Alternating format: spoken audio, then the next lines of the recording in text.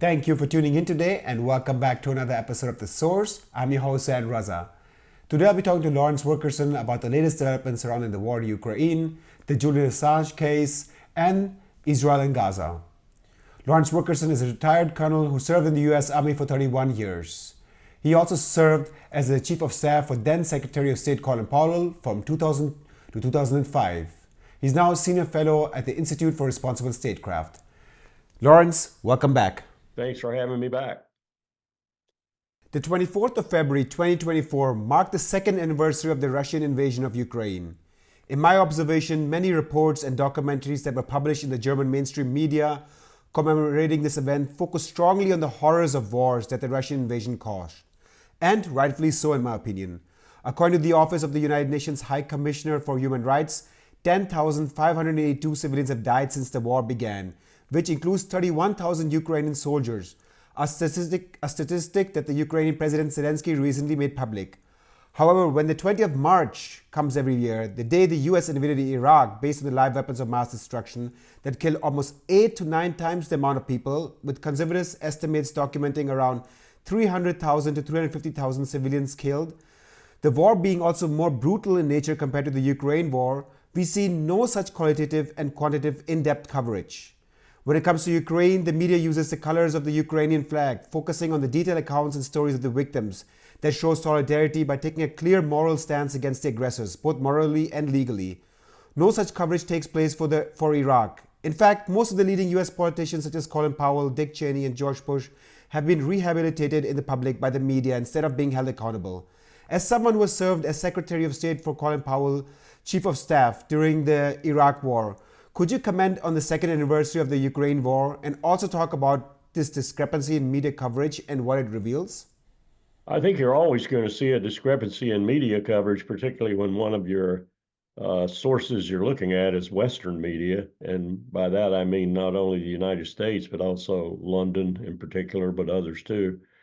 And I would characterize London of late as abjectly Washington's poodle. I think it's going to probably cost the prime minister his job sooner or later. Sooner would be better with me.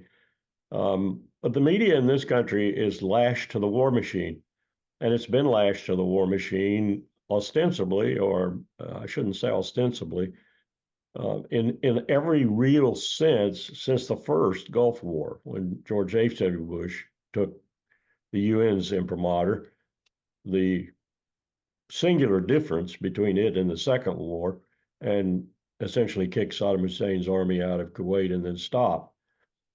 Ever since that time, Democrat or Republican, Bill Clinton or George W. Bush or Barack Obama, a little bit of a hiatus under Barack Obama, but not much. The United States has been a country of sanctions and war and sanctions. That's our only foreign policy.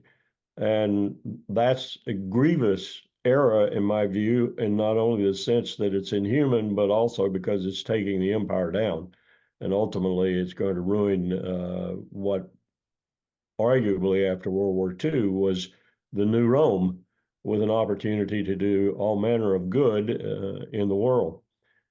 Some of that will materialize, but in essence, it's now gone to the point where bombs, bullets, bayonets, and sanctions are the root of American foreign policy.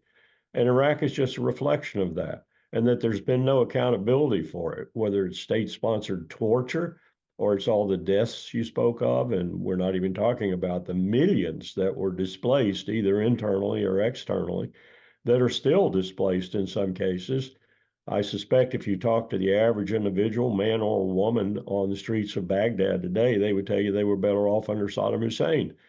So we wreaked that havoc. But having said that, that's no reason for those of us who understand that and who would prefer it not happen elsewhere. That's no reason for us not to criticize the conflict in Ukraine, which is bordering on insanity. And when you think about all the world leaders involved in it, from Joe Biden to Jan Stoltenberg at NATO, it is double insanity, because these people should, and probably do in their heart of hearts, their brain of brains, know better. But they continue to pursue this policy. They're caught up in it.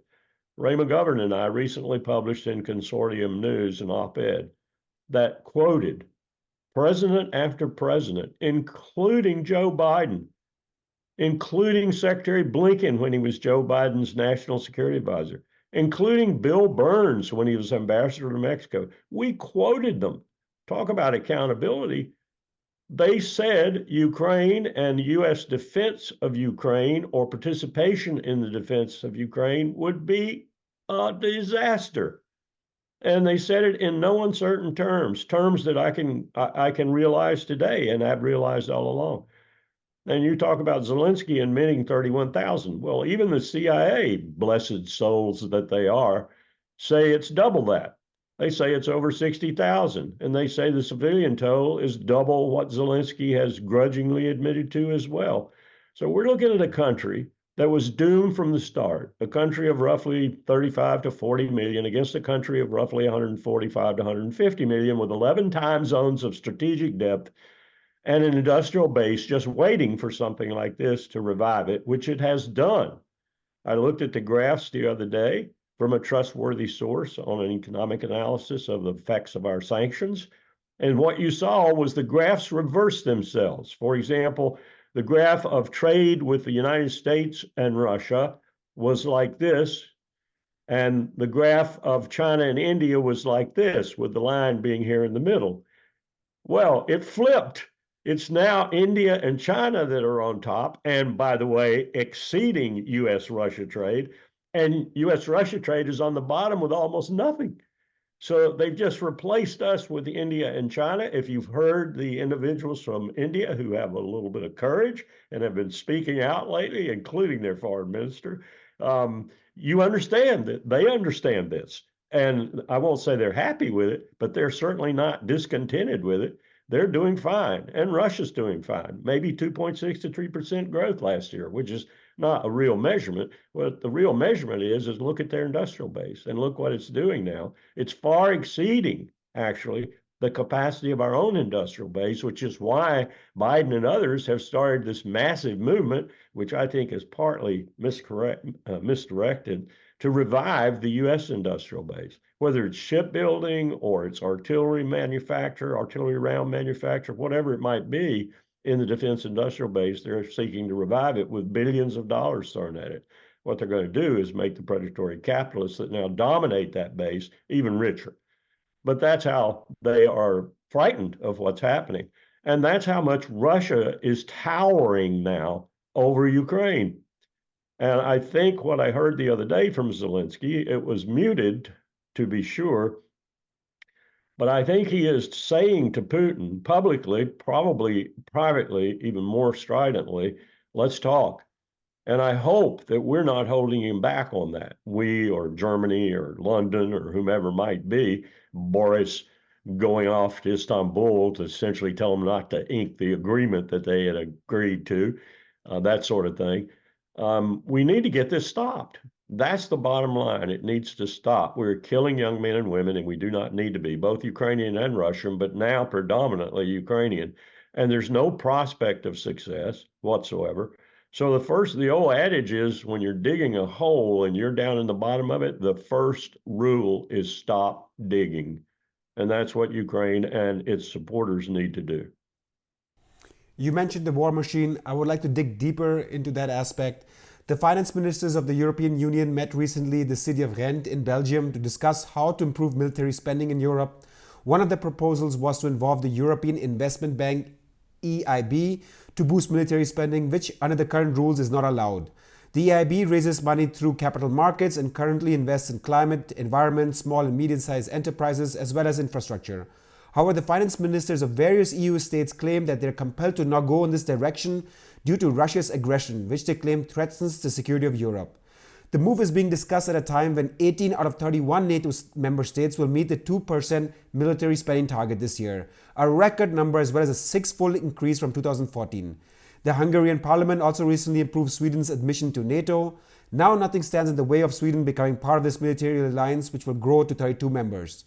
Furthermore, according to the German press agency, the German government will spend a record amount, 73 billion euros this year on its military and defense. The finance minister of Germany, Christian Lindner, also openly stated that if we need more money in the military, we should cut back on social spending and subsidies for the industry. From someone who has seen the military industrial complex from the inside in the United States and has also seen it expand over decades, can you talk about what all of this military spending and expansion means for the European people? Will it make them more safe and sound, especially given the fact that all of this is taking place based on the justification of an imminent threat from Russia? It will not make them more safe. It will make them imminently more unsafe. And I say that for a number of reasons, but the broad, overarching reason I say that is any money's going for this sort of defense, if you will. Preposterous though it is, because Russia has no intent whatsoever of invading NATO or any NATO country. Um, the negatives of this, huge negatives of this, it means the money's not going for the things it should be going for. The money's not going first and foremost for a new energy future, for the kinds of moves we have to make, governments all across the globe, in order to combat what's rolling down the pike at us, and that we commonly refer to as climate change, but I like to call the climate crisis because it is the ultimate crisis. I was just reading a book, The Silk Roads. It's a marvelous book by an Oxford scholar who does a sweep of history, but he focuses on what the West never really focuses on, and that's Central Asia, and how it once was the envy of the world, if you can say that, because there were not that many communications outside of that area at the time. But it was an incredible place, just teeming with trade and commerce. And the fact that another Oxford scholar points this out in his book, the fact that the Turkic base of all the languages from Mongolia all the way to the Eastern Mediterranean allowed trade. You could communicate. Basic communications were possible. And so you had these incredible developments that suddenly came to a screeching end when the steppe hordes, the Huns featured most prominently, came down and began to beat up on everybody, including both the Eastern and Western Roman Empire, and probably more powerful than they at that time. Maybe the Eastern Empire was the equal of Persia, but the Persian Empire.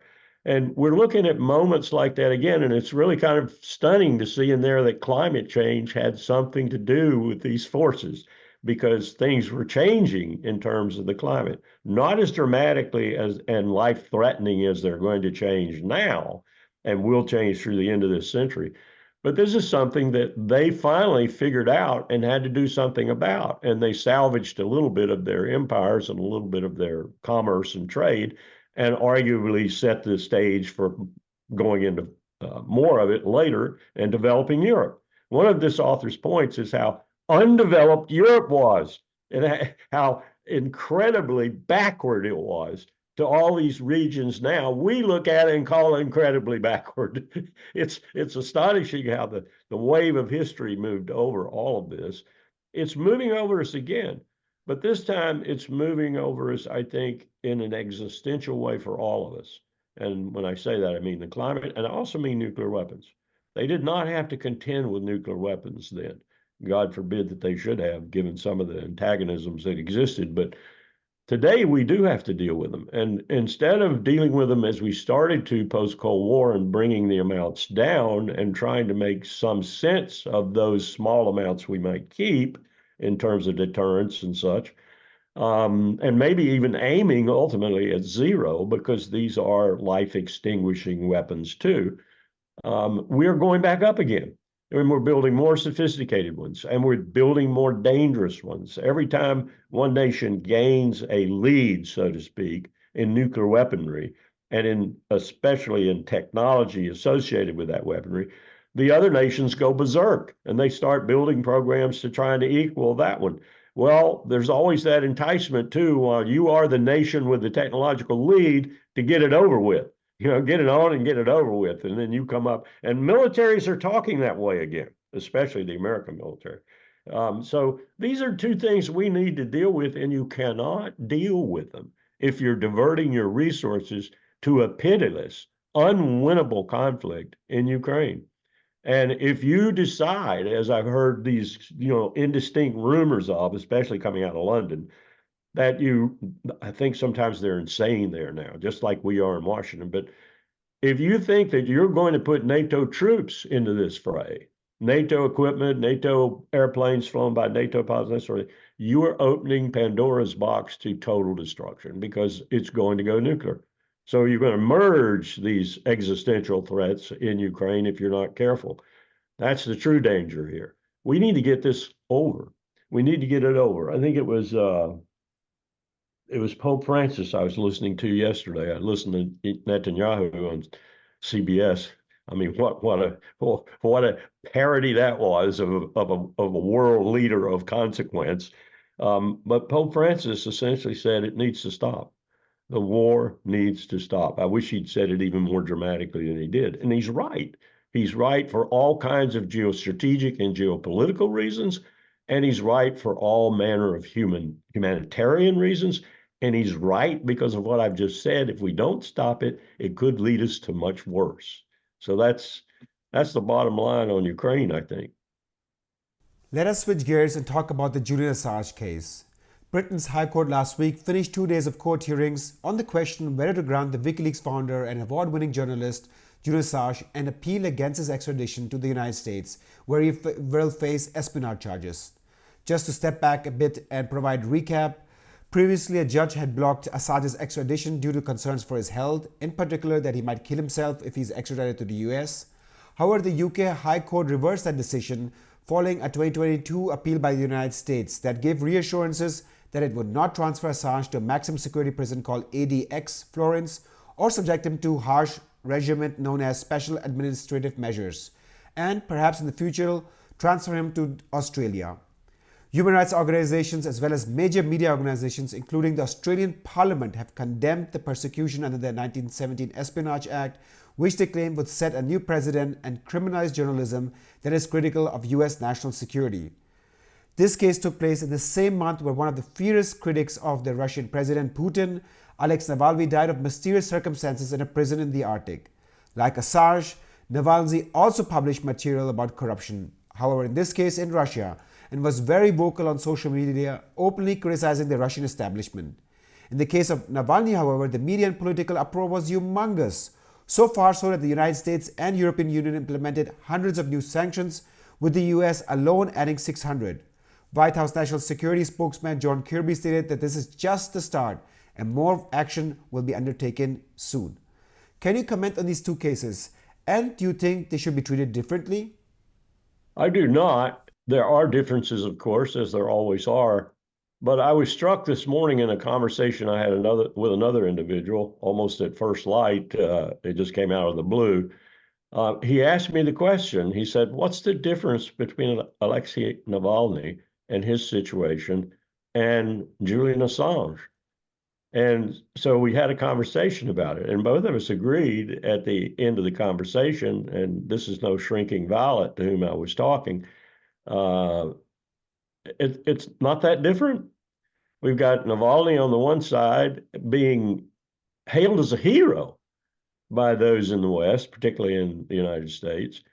And we got Assange with lots of people on his side, most intellectually because of the spectra of the attack on journalists. And I think that is a genuine concern when you punish a journalist. And that's what WikiLeaks and that's what Julian Assange were engaged in, journalism. When you punish them the way we're talking about it, using the draconian relic of World War I and relic of Woodrow Wilson's bent to fascism from time to time, you're resurrecting hell for the present. And to do this and then to extol Alexei Navalny on the other side, that's utter hypocrisy. It's total hypocrisy. What you were saying is the truth.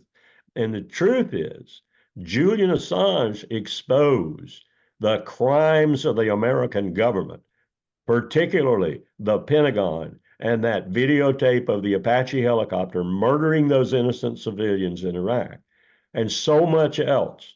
And everyone I know in the security complex in this country has said, some grudgingly, to be sure, that nothing that he revealed, that WikiLeaks revealed, caused anything more than embarrassment.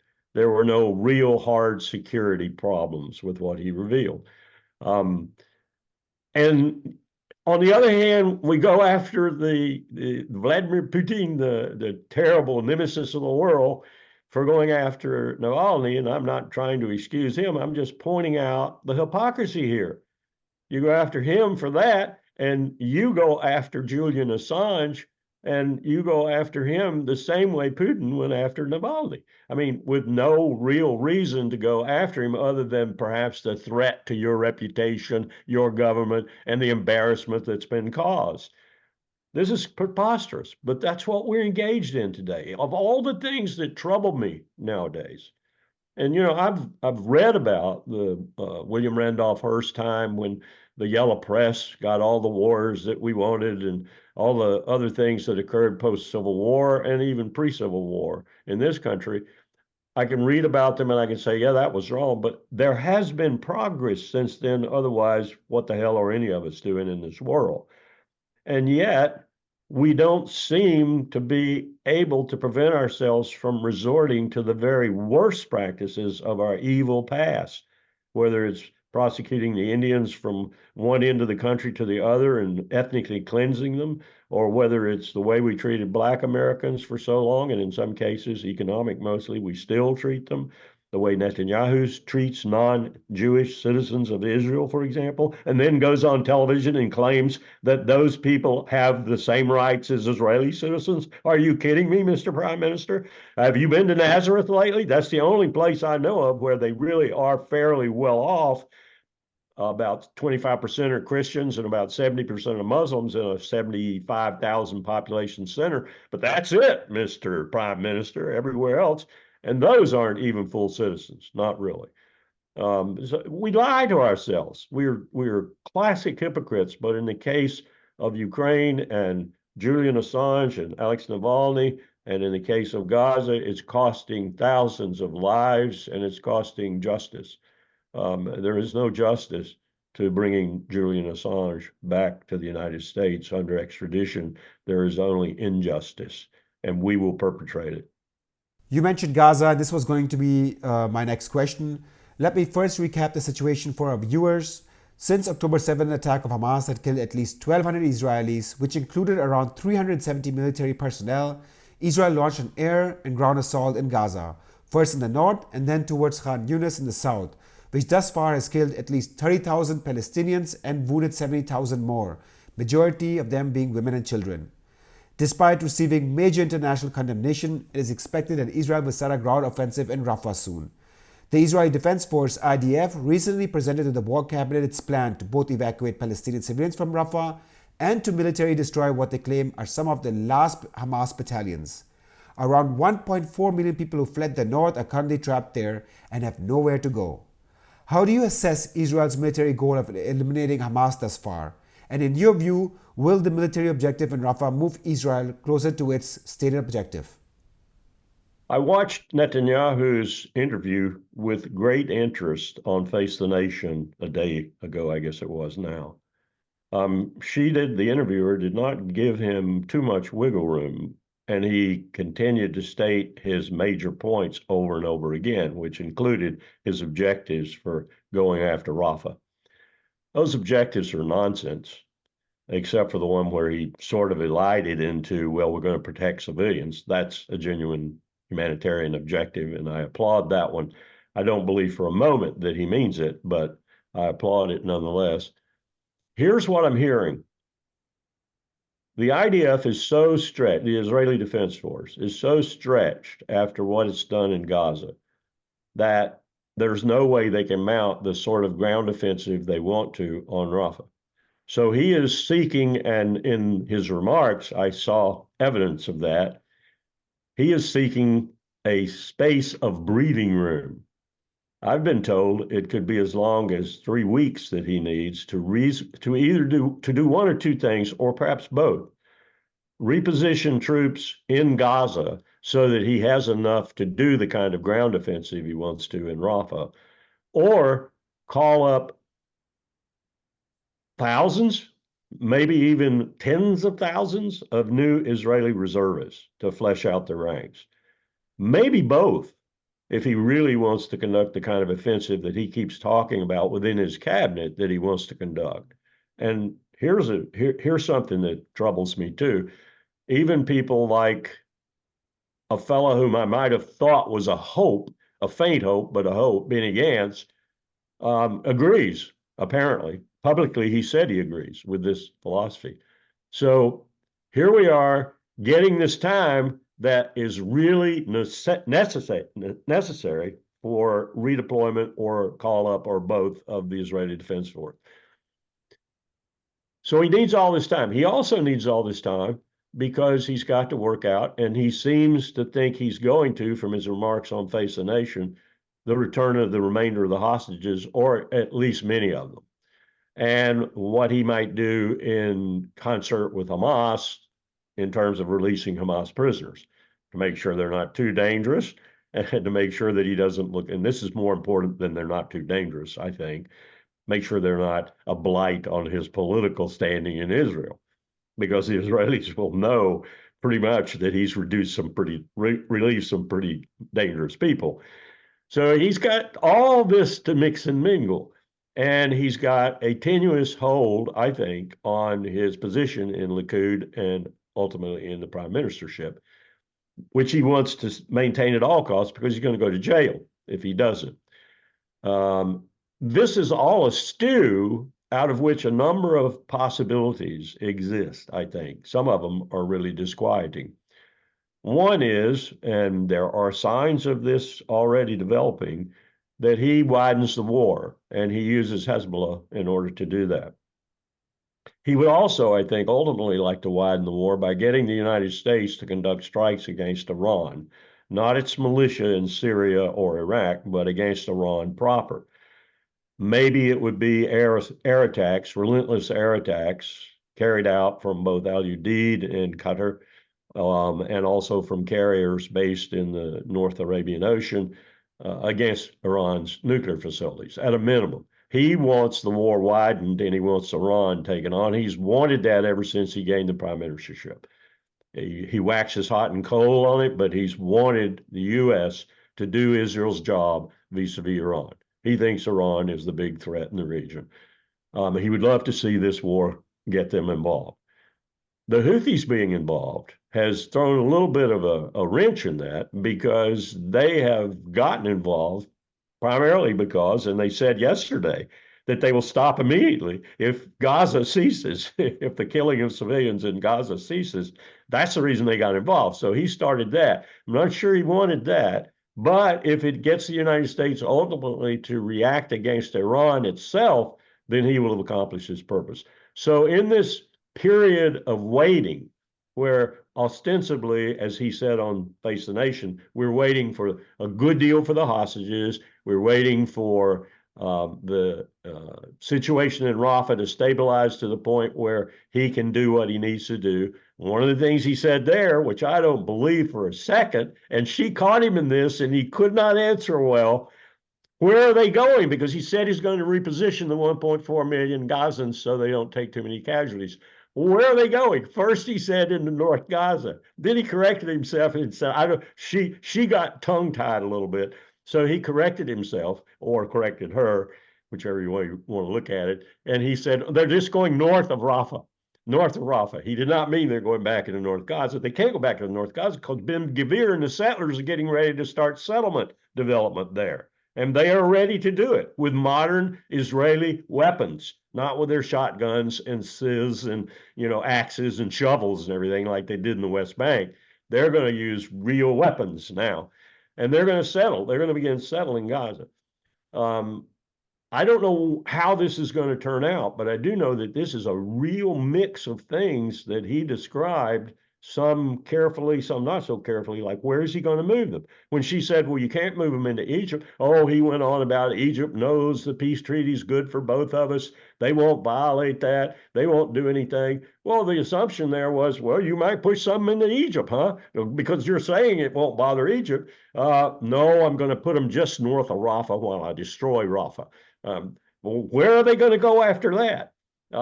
All these questions, and then he comes down to the three things he's going to accomplish, one of which is the utter and complete destruction of Hamas.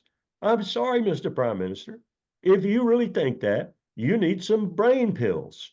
You are not going to destroy Hamas. All of my intelligence sources tell me, and they're not just U.S. sources, they tell me that Hamas is in pretty damn good shape, that they really haven't taken all that many serious casualties, nor have they taken a serious diminution of their capacities, whether it's ammunition, water, food, whatever, tunnel strength, whatever. They still have a formidable power. So it boils down to him putting this patina of this cosmetic patina of, I've solved all your problems, Israelis, so leave me in power.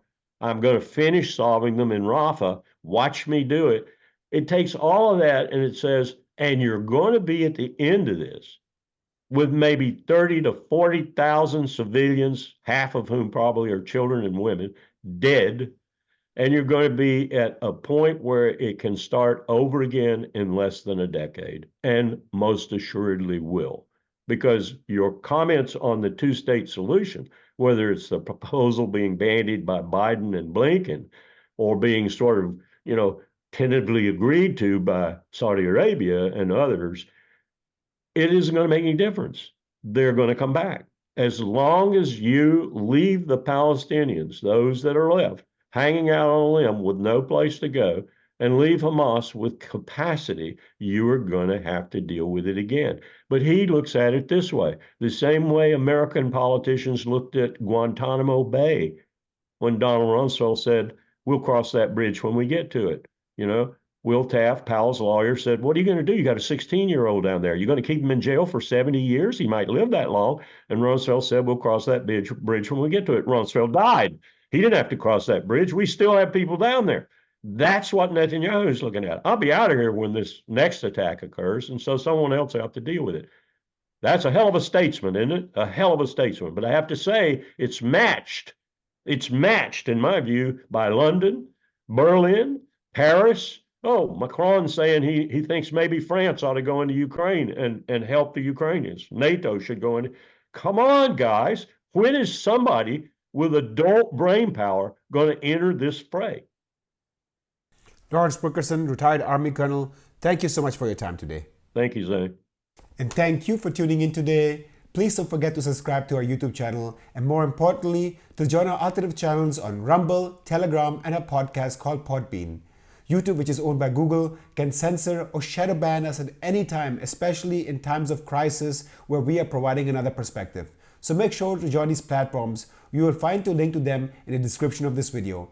And if you're watching a video regularly, make sure to donate a small amount today via Patreon, PayPal, or bank account. There's an entire team working behind the scenes, from camera, light, audio, in the case of a German videos, translation, voiceover, correction.